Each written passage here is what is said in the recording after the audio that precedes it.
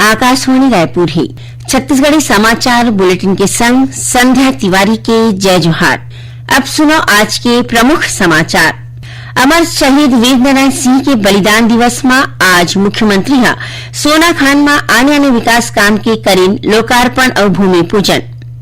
प्रदेश में बाढ़त सूखा नशा में रोक लगाए बर राज्य सरकार एंटी नारकोटिक्स टास्क फोर्स के गठन करे है और आज मानवाधिकार दिवस मनाया जावत है।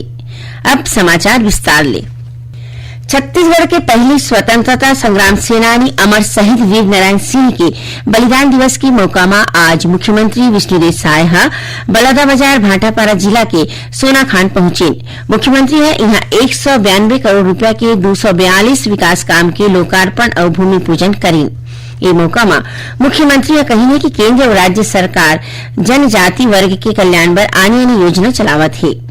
एक पहले मुख्यमंत्री रायपुर के जय स्तंभ चौक में उखर मूर्ति में फूल माला पहिरा के ओमन नमन करें। ये मौका में मुख्यमंत्री कही कि स्वतंत्रता बर अपन जिंदगी निछावर करैया आदिवासी जननायक वीरनारायण सिंह छत्तीसगढ़ महतारी के सच्चा सपुत्र है। ओमन सोनाखान के जमींदार परिवार ले रही है, फिर ओमन आदिवासी किसान और गरीब मन बर लड़ाई लड़े। उन्हें छत्तीसगढ़ विधानसभा परिसर स्थित सेंट्रल हॉल में घलो शहीद वीरनारायण सिंह की फोटो में विधानसभा सचिव दिनेश शर्मा फूल माला चढ़ा के ओमन नमन करी। मुख्यमंत्री विष्णुदेव साय सरगुजा जिला में विशेष बिछड़ी जनजाति पहाड़ी कोरवा समुदाय के गर्भवती शिशुवती माता मनला उपराहा पोषण आहार दिवाए बर मुख्यमंत्री अन्न कोष योजना के शुभारंभ करें। जिला प्रशासन डहाले ये योजना पायलट प्रोजेक्ट के रूप में शुरू करेगी है। इमा पहाड़ी कोरवा समुदाय में माता और लड़का मन की मृत्यु दर ला कम करे में मदद मिली। मुख्यमंत्री विष्णुदेव साय मनेन्द्रगढ़ चिरमिरी भरतपुर जिला के चिरमिरी में 100 बिस्तर वाला सर्व सुविधा युक्त जिला चिकित्सालय के शुभारंभ करें। ये मौका में उमन जनकपुर स्थित सामुदायिक स्वास्थ्य केंद्र में 100 बिस्तर वाला अस्पताल के सेटअप तैयार करे। भरतपुर में अनुविभागीय अधिकारी पुलिस के पद की मंजूरी और चिरमिरी खोंगा पानी और झगड़ा खंड में ग्रिड के माध्यम ले बिजली आपूर्ति कराए की घोषणा करी। ये मौका में मुख्यमंत्री कही कि राज्य में स्वास्थ्य सुविधा के विस्तार करना शासन की प्राथमिकता में है। इस दौरान मुख्यमंत्री जिला अस्पताल के आने वार्ड कक्ष और मरीज मन ला मिलैया सुविधा के घरों जायजा ली। उत्तर प्रदेश के प्रयागराज में 13 जनवरी ले 26 फरवरी तक गंगा यमुना और सरस्वती नदिया के संगम में महाकुंभ के आयोजन करे जाही। ये आयोजन में शामिल हुए बर उत्तर प्रदेश के मुख्यमंत्री योगी आदित्यनाथ छत्तीसगढ़ के मुख्यमंत्री विष्णुदेव साय ला न्योता भेजे है। मुख्यमंत्री निवास में आज उत्तर प्रदेश के दूसरी मंत्री सुनील कुमार शर्मा और संजय गोंढा श्री साय ला गंगा जल और प्रतीक चिन्ह दे की न्योता पत्र सौंपी। महाकुंभ में जवैया छत्तीसगढ़ के श्रद्धालु मन बर प्रयागराज में राज्य सरकार डहल पंडाल के संगे संग लोगन मन के रुके और भोजन की व्यवस्था घलो रही।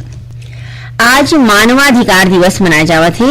हर एक बछर 10 दिसंबर के मानवाधिकार के बारे में सार्वभौम घोषणा के सुरता में ये दिवस मनाया जाते। नई दिल्ली में राखे गए कार्यक्रम ला संबोधित करत राष्ट्रपति द्रौपदी मुर्मू जम्मू अधिकार और गरिमा के सुरक्षा करैया समान डिजिटल वातावरण ला सुनिश्चित करे के महत्व पर बल दी। राष्ट्रपति कही कि साइबर अपराध और जलवायु परिवर्तन मानवाधिकार बर नवा चुनौती आए।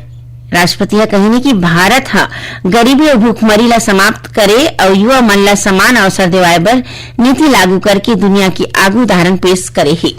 प्रवर्तन निदेशालय ईडी आईएएस अधिकारी रानू साहू समेत 9 आने आरोपी मन की जमीन आवासीय संपत्ति और बैंक में जमा पैसा समेत 21 करोड़ 47 लाख रुपया के चर अचल संपत्ति ला कुर्क कर ले है। जिला खनिज निधि डीएमएफ घोटाला में उखर कथित भूमिका बर धन शोधन निवारण अधिनियम के तहत 9 आरोपी मन के खिलाफ जांच चलत है। भारतीय दंड संहिता के तहत छत्तीसगढ़ पुलिस डहाले दर्ज 3 आने मामला के आधार में घलो ईडी डहाले जांच करे जावत है।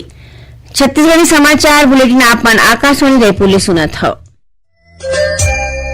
छत्तीसगढ़ के खबर ले है आपके वास्ता और खबर के विश्वसनीयता ले है हमार वास्ता। आकाशवाणी समाचार रायपुर के प्रादेशिक समाचार बुलेटिन के संगे संग हमार समसामयिक कार्यक्रम आप रेडियो के संग अपन मोबाइल में घलो सुन सकत हो। आकाशवाणी समाचार फेसबुक ट्विटर और यूट्यूब में घलो हावय। हमार फेसबुक पेज हरे Chhattisgarh news on AIR, Twitter handle CGAIR news और हमार यूट्यूब चैनल हरे छत्तीसगढ़ AIR न्यूज। तो अब रेडियो के संगे संग आपके मोबाइल के माध्यम ले हम आप तक पहुंचत हन। छत्तीसगढ़ के हर खबर पर सुनत रहो आकाशवाणी समाचार। अब आगू बाढ़बो बाँचे समाचार कोती। राज्य सरकार प्रदेश में बाढ़त सूखा नशा में रोक लगाए बर anti narcotics task force ANTF के गठन करे है। ये टास्क फोर्स पंजाब, उत्तर प्रदेश और दिल्ली जैसा राज्य की तर्ज में काम करी। नारकोटिक्स विभाग के पुलिस महानिरीक्षक अजय यादव ला टास्क फोर्स के चीफ बनाए गए हैं। पुलिस मुख्यालय में आईजी के संग 20 अधिकारी मन की टीम होही। एकर संगे संग सबो जिला मन में घलो एंटी नारकोटिक्स टास्क फोर्स की टीम बनाए जाही। ये टीम में डीएसपी, एएसपी समेत पुलिस विभाग के 10 जिन लोगन शामिल होही। ANTF नारकोटिक्स ले जुड़े जम्मू मामला की जांच और कार्रवाई करही। NDPS ले जुड़े जम्मू मामला की निगरानी पुलिस मुख्यालय में बने टीम करही। हर जिला में मौजूद बल मन ले ANTF के टीम के गठन होही। टीम में ASP, 1 TI, 2 SI, 2 प्रधान आरक्षक और 4 आरक्षक मन की नियुक्ति हुई। ये टीम सीधा पुलिस मुख्यालय में बने निगरानी टीम ला रिपोर्ट करही। रायगढ़ में जारी अग्निवीर भर्ती रैली के दौरान अभ्यर्थी मन के बीच कराए गए दौड़ में एक युवक बेहोश होकर गिर गए। इलाज के दौरान ओकर मौत हो गई। डॉक्टर और परिवार वाले मन के मुताबिक ये युवक सिकल सेल की बीमारी ले ग्रसित रहिस। पोस्टमार्टम के बाद प्रशासन है युवक के 16 परिवार ला सौंप देही। एक बाद युवक के 16 जिला प्रशासन के अधिकारी मन के संग गृह ग्राम भेजे गए। एक संग जिला प्रशासन डहर ले युवक के अंतिम संस्कार बर थोड़ बहुत मदद करेगी।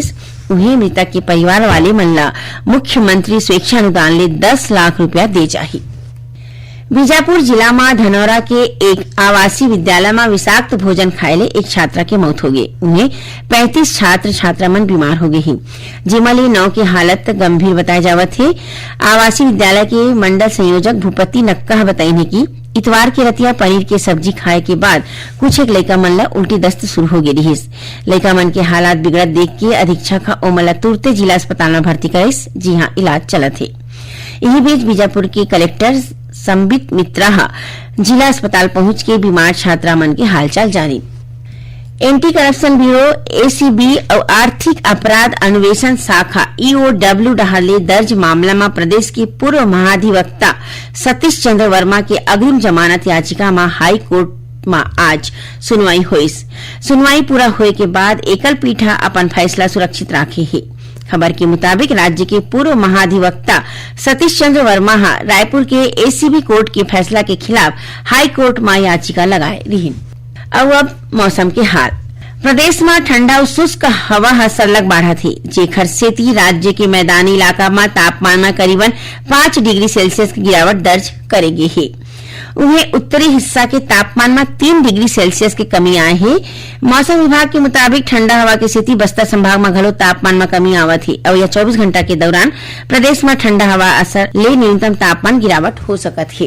राज्य सरकार नवभारत साक्षरता कार्यक्रम के तहत चलाए जावत अभियान उल्लास के क्रियान्वयन पर जिला विकास खंड और शहर स्तर में प्राधिकरण के गठन कर दे है। ये बारे में सामान्य प्रशासन विभाग आदेश जारी कर दे है। जिला स्तर में कलेक्टर, ब्लॉक स्तर में जनपद पंचायत के CEO और नगर स्तर में संबंधित नगरीय निकाय के आयुक्त या CMO प्राधिकरण के अध्यक्ष हुई।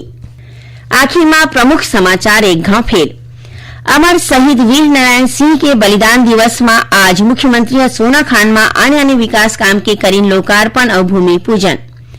प्रदेश में बाढ़त सूखा नशा में रोक लगाए बर राज्य सरकार एंटी नारकोटिक्स टास्क फोर्स के गठन करे है और आज मानवाधिकार दिवस मनाए जावत है।